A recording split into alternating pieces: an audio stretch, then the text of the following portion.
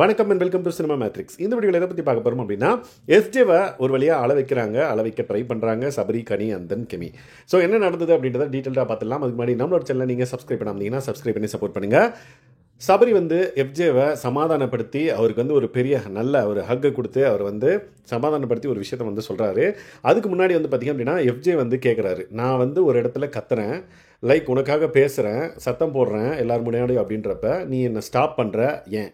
இன்னொன்று, சரி என்ன ஸ்டாப் பண்ணுற, ஓகே, இதே மாதிரி நீங்கள் மற்ற எல்லாத்தையும் ஸ்டாப் பண்ணல அப்படின்ற மாதிரி ஒரு கொஷின் மார்க் வைக்கிறாரு. அதுக்கப்புறம் ஒரு எக்ஸாம்பிளும் சொல்லி ஒரு சில விஷயங்கள் சொல்கிறாரு. என்னென்னு பார்த்தீங்க அப்படின்னா, கமருதீன் திவாகர் வாட்டர்மெலன் ஸ்டாரை ஏதோ ஒன்று சொல்லிடுவார். அதுக்கு பார்வதி பார்த்தீங்கன்னா திவாகருக்காக பேசுவார். ஸோ நான் எப்படி சபரி உனக்காக பேசுகிறேனோ அதே மாதிரி திவாகருக்காக பார்வதி பேசுகிறாங்க. அப்போ நீ ஏன் பார்வதி ஸ்டாப் பண்ணல?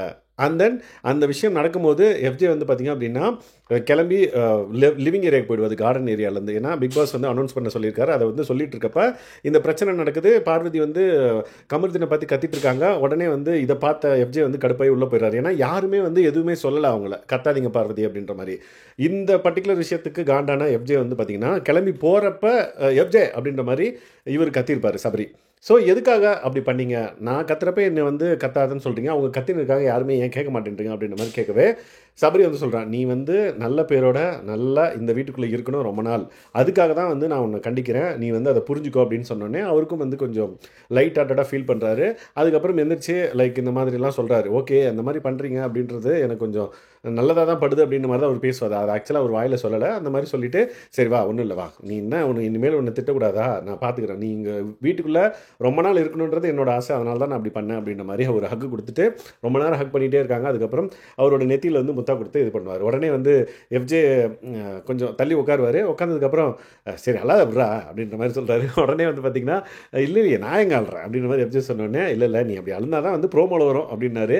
உடனே பார்த்தா ப்ரோமோ 3 பார்த்திங்க அப்படின்னா இன்றைக்கி இந்த பர்டிகுலர் இதை வச்சு தான் ஒரு சீன் வந்திருக்கு. பேக்ரவுண்டில் அப்படியே ஒரு எமோஷ்னலான ஒரு மியூசிக் போட்டு இன்றைக்கி ப்ரோமோவை போட்டிருக்காங்க. ஸோ அவர் விஜய் டிவி ப்ராடக்ட்ன்றனால என்ன பண்ணால் ப்ரோமோவாக வரும் அப்படின்றது அவருக்கு தெரியுது. உடனே கெமி கனி பார்த்தீங்கன்னா சரி எஃப்ஜே அல்லாத பரவாயில்ல ஒன்றும் இல்லை அப்படின்னு சொன்னோடனே எடா விடுங்கப்பா அப்படின்ற மாதிரி அந்த ஃபன்னாக அந்த கான்வர்சேஷன் முடிஞ்சிருக்கும். ஸோ இந்த மாதிரி நிறைய விஷயங்கள் பிக் பாஸ் வீட்டுக்குள்ளே நடக்குது. அதை பற்றி நீங்கள் தெரிஞ்சுக்கணும் உடனுக்குடன் அப்படின்னா நம்ம சேனலை சப்ஸ்கிரைப் பண்ணாமல் சப்ஸ்கிரைப் பண்ணி சப்போர்ட் பண்ணுங்கள். தேங்க்ஸ் கைஸ், பாய்.